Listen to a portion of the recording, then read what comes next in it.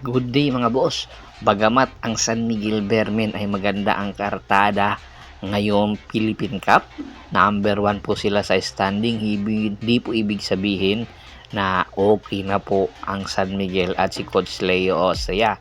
Ngayon pa lang po ay nagpaplano na po sila para sa kanilang future. At isa nga sa mga posibleng kunin at i-acquire para sa pagdagdag ng kanilang lineup ay itong big man ng Terra Firma Jeep na si Kenmar Carino. Si Kenmar Carino, marami ang nagtatanong nasaan na nga po ba ito. Ayon po sa isang report ay meron po itong injury dahilan para hindi po ito makita. At hindi po isinabi kung anong injury meron itong big man na ito. Pero kung magiging healthy po ito, magiging 100% ay malaking kapakinabangan sa kupunan na kukuha sa kanya, especially kung mabibigyan siya ng pagkakataon sa Terra Firma Jeep ay talagang uusbong ang kanyang karera. Marami ang nagsasabi ito po ang modern big man na hinahanap nga ng San Miguel Bearmen dahil po sa kanyang shot blocking ability at meron outside shooting ability na badly needed ng San Miguel Bearmen. Paghahanda po ito ng San Miguel Bearmen sa posibleng pagretiro soon ni Junmar Fajardo. Alam na po natin na si Junmar Fajardo unti-unti na pong nagkakaedad. Sa katunayan nga po ay malapit na siyang magretiro sa Gilas, Pilipinas. Mismo siya ang umamin. At soon ay posible na rin magretiro ito sa PBE kung hindi niya nakakayanin ang pressure ng mga kalaban niyang big man na pabata ng pabata. Ngayon, si Kenmar Carino ay unti-unti itong ibibigyan ng experience sa ilalim ng kanilang team governor na si Coach Pedro Harencio.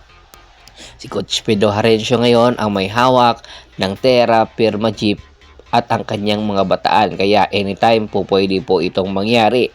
Samantala, isa pa sa mga posibleng i-acquire ng San Miguel Bearmen ang big man ng Rain or Shine Elasto Painters na si Luis Villegas. Marami rin ang nag-aabang kailan ba magiging 100% itong si Luis Villegas matapos nga ito kunin sa PBE annual rookie draft ng napakataas na posisyon. Hindi na nga po ba ito bibigyan pa ng pagkakataon ng Rain or Shine na magpapirma pa ng contract extension dahil nalalapit na rin po ang pag-expire ng kanyang kontrata. Mauubusan na po ba ng pasensya si Coach Yengyao sa kanya?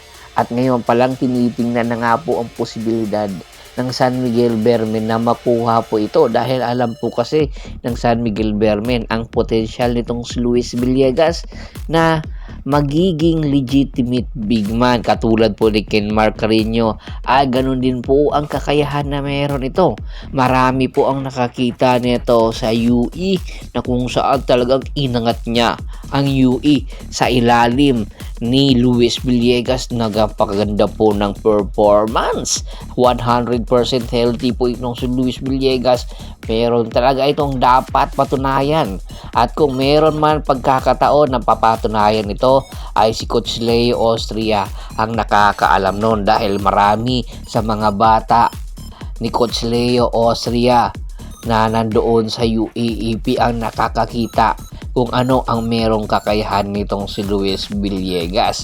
Kaya anytime posible kung magkasundo ang Rain or Shine at ang San Miguel Bearmen po, pwede po na magpakawala ang San Miguel Bearmen ng mga future picks at magiging kapalit lang itong si Luis Villegas. Alam po natin na hindi po kumukuha ng player ang Rain or Shine, bagkos mga future picks po ang kanilang gusto kung meron kang ibibigay na player sa kanila. At ang hihingin mo, ibibigay talaga basta magkasundo kayo. Kaya aabangan natin kung mawawala na ba or mawawalan na ba ng pasensya si Coach Yengyao sa paghihintay na magiging 100% itong si Luis Villegas dahil nga po nanggaling po ito sa pangalawa niyang ECL injury.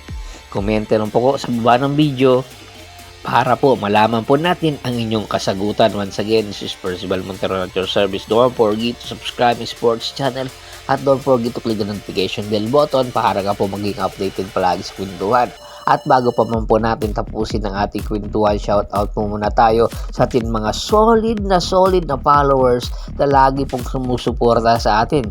Number 1 po natin na followers si Sir Kagawad Kat sa Kinudukusin ng Hagonoy, Bulacan, at sa mga taga Hagonoy, Bulacan, Lucky Alon Anthony, Ronald Bersobidad, John David Gulapa, Yornel Belches, Ricky Lanza ng Ricky Rider TV ng Tansa, Cavite. Marami pong salamat sa inyo, sir. At pakibisita rin po ng Facebook fanpage ko na Hapris PH3, Polgoso at Bostor para po sa mga karagdagan sports happenings. Hanggang sa muling kwentuhan, maraming salamat po.